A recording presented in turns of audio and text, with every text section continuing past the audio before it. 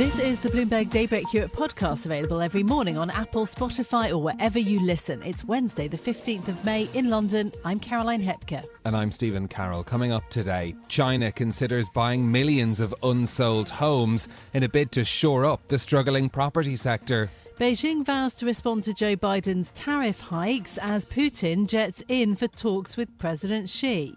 Plus, doubling down on higher for longer ahead of today's US CPI print. Jerome Powell signals rates won't be cut for some time. Let's start with a roundup of our top stories. China is considering a plan to save its property market by buying millions of unsold homes. The proposal is still at an early stage, but our senior China reporter James Mager says it could drastically change the Chinese economic landscape. If this was to happen, it's a huge change for how people live in China. It's a huge change for how the government is working with the housing sector, and it's going to mean massive changes not only for how the government works in the economy, but also how people save their money and where they put their investments. So if this does happen and is rolled out across the country, and the governments of various provinces buy millions of homes, I think this is a real sea change in not only the housing crisis that we've seen, but also going forward how the economy works. Bloomberg's James Mager speaking there. Sources say the scheme would see local state-owned enterprises buy unsold homes at steep discounts using state bank loans. Analysts suggest it would take nearly $1 trillion to buy all of China's unsold housing inventory. China says new US tariffs amount to, quote, political manipulation and vowed measures in response. President Joe Biden is increasing import duties to 50% for semiconductors, solar cells and syringes, and 100% for electric vehicles imported from China. Our trade deficit with China is down to the lowest level in over a decade, and we're standing up against Chinese government unfair economic practices now. When you make tactics like these, you're not competing. It's not competition, it's cheating. And we've seen damage here in America. Joe Biden was speaking at the White House. He says the changes will affect around $18 billion worth of annual imports. A Chinese embassy spokesman said that accusations of Chinese overcapacity were a false narrative aimed at hindering the country's economy. Russia's President Vladimir Putin is heading to China for the first foreign visit of his new term. The two leaders declared a no-limits friendship weeks before Putin invaded Ukraine in 2022. They've met more than 40 times since Xi came to power in 2012. Putin's likely to use the talks with the Chinese president to counter US warnings to China over trade with his country. The US is working on sending Ukraine an additional Patriot missile battery as it loses ground near its second largest city, Kharkiv. Sources tell Bloomberg Ukraine's European allies are also looking to send Kyiv additional air defence systems to repel an intensified Russian assault. US Secretary of State Antony Blinken was asked by President Zelensky for 2 Patriot missile systems. When he visited Kyiv yesterday, Blinken had this message for the country during his trip. I have come to Ukraine with a message. You are not alone. The United States has been by your side from day one. We are with you today, and we will stay by your side until Ukraine's security, its sovereignty, its ability to choose its own path is guaranteed. Blinken's reassurance comes after political infighting caused a 6-month delay in US aid. The funds for a new Patriot system would likely come out of the $61 billion of assistance recently approved by Congress. The Federal Reserve Chair Jerome Powell has called for patience before the US Central Bank cuts interest rates, doubling down on his message that borrowing costs need to stay higher for longer. Powell told an audience at the Foreign Bankers Association in Amsterdam that he needs to see more evidence inflation is easing. The first quarter in the United States was notable for its lack of further progress on inflation. We had higher readings in the first quarter and higher than we expected. We did not expect this to be a smooth road, but these were higher than I think anybody expected. And so what that has told us is that we'll need to be patient and let restrictive policy do its work. Powell also said while he still expects inflation to move down on a monthly basis, he's not as confident as he was. The comments from the Fed chair came as markets await today's US CPI reading. The data expected to show inflationary pressures moderating in April, with core CPI projected to have risen by 0.3% month on month. Now to some UK news. 2/3 of the biggest financial services firms are planning to move investments out of the UK due to the country's poor green record. The UK Sustainable Investment and Finance Association says that the government's repeated backtracking on key green policies and lack of detailed planning is driving ESG-focused money away.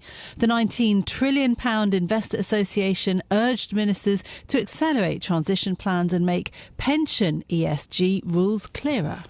And the UK government is ignoring recommendations to ban the use of NDAs in sexual harassment cases in the workplace. MPs looking into sexism in the financial sector had recommended the move after an inquiry. Bloomberg's Tiwa Adebayo has the story.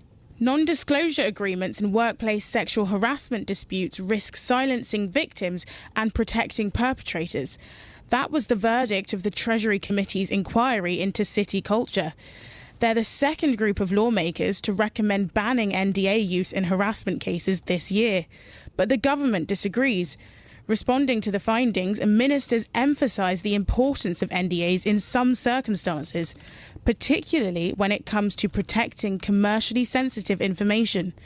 Harriet Baldwin, chair of the Treasury Select Committee, referred to measures like removing NDAs as logical steps which would have a huge impact in a statement following the news. Despite rejecting the Select Committee's recommendation, the government says it has committed to legislation which would invalidate NDAs if they prevent victims reporting crimes. In London, Tiwa Adebayo, Bloomberg Radio. In a moment, we'll get more on that Chinese proposal to shore up its troubled property sector and look ahead to market expectations for today's US inflation print. But first, another story, or should I say a number that caught our eye this morning. Eye-watering if you've ever had to go through it. UK taxpayers spent a total of 798 years on hold to HMRC in the last tax year. OK, that's one tax year. OK, that's incredible. I think this has come as an absolute shock in a way in the UK because HMRC in the past has always been quite accessible, very different to the tax system in the United States where I don't think you can ring anybody up, but HMRC in the past was quite easy to access and get your question on your tax form, whatever you were filling in, answered, but this number after some significant cuts to HMRC. Yeah, that's right. So there are figures in the National Audit Office showing that almost half of calls are going unanswered. It's set to get worse too. The tax authority is set to miss its correspondence targets for a fifth year in a row. Now, part of this is down to a shift within HMRC to more digital services, but also demand being up too because more people are paying tax because of fiscal drag, the thresholds being frozen. But you pointed to some of the cuts there. These were actually cuts that were ordered by Rishi Sunak when he was Chancellor in 2021. He asked HMRC to find savings worth £75 million a year by 2024-2025, so the year that we're in now, a target the tax authority has struggled to meet despite cutting staff by 9% over 4 years. Yeah, well, this is a story, I think, of particular interest here in the UK. The Treasury has announced extra funding for HMRC after this report coming out, so an additional £51 million for HMRC to try and tackle this issue, but still would be a shortfall based on the cuts they had to find. Yeah, indeed. Isabella Ward has written about this story in depth on the Bloomberg Terminal if you want to know more about HMRC's situation, but that's one of the stories that caught our eye today.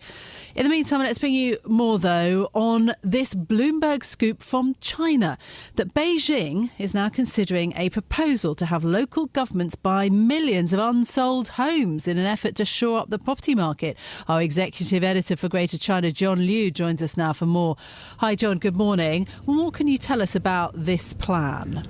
So the plan, as we understand it, that's being considered at the moment, and there's a lot between now and this actually happening, is that the central government would get local governments and state-owned enterprises at the local level to go out and buy empty apartments at a very large discount and to fund that with loans from state-owned banks. And so the obvious advantage of doing this is the big issue with the property crisis in China right now is a lack of demand from home buyers. Home sales are down 47% from a year ago in the first 4 months of this year, and the stockpile of homes trying to be sold is somewhere near an 8-year high. And so this would go very directly to that problem if the government were to choose to do so. But it would be a pretty dramatic step. Would it be enough to try and address the sort of bigger underlying issues that have affected the broader Chinese economy? I think it would be a dramatic step. The government has already tried this on a very limited basis. There were 8 cities around the country that got a little bit of money to try and to go and buy some empty apartments and turn those empty apartments into subsidized homes for lower income families. Would it actually solve the problem? It would help, because I think the problem right now is there is just too many homes and not enough people to live in them. And is it going to solve the problem of once people buy new homes, what are they going to do with their old homes? And the long-term problem, which is we have a population that is shrinking in China. So over the next 30, 40, 50 years, there are going to be fewer and fewer people who need homes. So it'll help. It won't absolutely solve the problem. Okay, really interesting. John, look, that's the domestic issue for China, but there's also obviously the spat with the United States, watching China's response to the latest tariffs from the US. It's promising resolute measures. What could that look like? I think as Beijing is trying to consider what it needs or should do, I think it's going to have to balance, on one hand, the need to show the domestic audience, the audience here in China, that the government is standing up for China. It's not going to let Washington bully it around by putting tariffs on Chinese goods. But at the same time, the government also wants the economy to grow faster. And if they want faster growth, they're going to want FDI. That means going after someone like Apple or Tesla would be in many ways self-defeating, because those companies employ millions of people in China in manufacturing. To go after them would, in effect, be shooting yourself in the foot. And so I think they're going to try to find something in between. So very carefully. Okay, John Liu, our Executive Editor for Greater China, thank you very much. Now, Jerome Powell says the Federal Reserve must be patient before cutting interest rates. The central bank chief reiterated his message ahead of today's CPI print and after yesterday's producer price data came in hotter than expected. Let's bring in our Markets Live strategist, Mary Nicola, now for more. Good morning, Mary. Thanks for being with us. Did Jerome Powell give us any additional hints about his thinking in the speech that he gave in Amsterdam?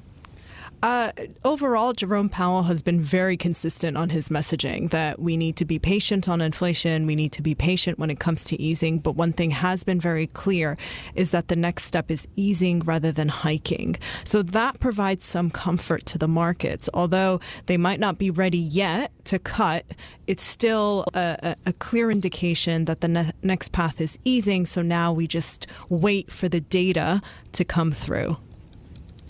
Well, reading into the data that we have already, the PPI data yesterday, what sort of signals were there in that might help us to inform where the Fed goes next? Yeah, it's interesting about PPI because the real key thing that gets markets excited about PPI is what's going to feed into the core PCE numbers, which is essentially what the Fed watches. And so far, the message from yesterday is that there's mixed signals, especially on the components that feed into the PCE. And so we're going to have to wait for CPI. And CPI, as you've noted earlier, is expected to moderate. But if it still comes in around 3.6%, which is where the consensus is, it's still relatively high and doesn't give the Fed confidence to start thinking about easing just yet, and will probably double down on that, higher for longer mantra. Okay, in terms of the reaction then, we're already seeing markets preparing for the data point. And in fact, last month, there was also quite a significant market reaction. We've seen the stock and bond rally cool. What are you thinking the reaction may be in markets? Yeah, the main thing is going to be, if it comes cooler than expected, markets are going to get excited. That's the likely scenario and most likely scenario. I think where it becomes toxic is if you see a combination of higher yield, higher CPI, because activity data is showing that things are slowing down. So if you have a combination of slower activity data and higher prices, you get this narrative and concerns about stagflation, and that's the opposite of what equities want in terms of to rally and to continue to rally. So it's more about any moderation is going to be seen as positive, and any sort of uptick is just going to fuel concerns about stagflation. What about concerns around the state of the household finances in the US as well? A New York Fed report talking about US household debt rising to a record high in the first quarter, borrowers struggling to keep up. Is this a sign of trouble when we're thinking about the inflation outlook? You know, it's starting to show some of the cracks and some of the implications of higher rates. Obviously, we're already seeing it in things like rents and how people just are staying are renting rather than buying because mortgage rates are too high. So there's an element already of that. And then, of course, when you have household debt increasing, that of course doesn't bode well for the economy, because one of the key things that has been fueling the rally in equity has been the resilience of the U.S. consumer. And so actually today, U.S. retail sales will be quite important in terms of gauging where is the U.S. consumer at this point. And if you continue to see some improvement in activity from the U.S. consumer, that obviously allays a lot of these concerns that we're seeing. This is Bloomberg Daybreak Europe, your morning brief on the stories making news from London to Wall Street and beyond. Look for us on your podcast feed every morning on Apple, Spotify and anywhere else you get your podcasts. You can also listen live each morning on London DAB Radio, the Bloomberg Business app and Bloomberg.com. Our flagship New York station is also available on your Amazon Alexa devices. Just say, Alexa, play Bloomberg 1130. I'm Caroline Hepker. And I'm Stephen Carroll. Join us again tomorrow morning for all the news you need to start your day, right here on Bloomberg Daybreak Europe.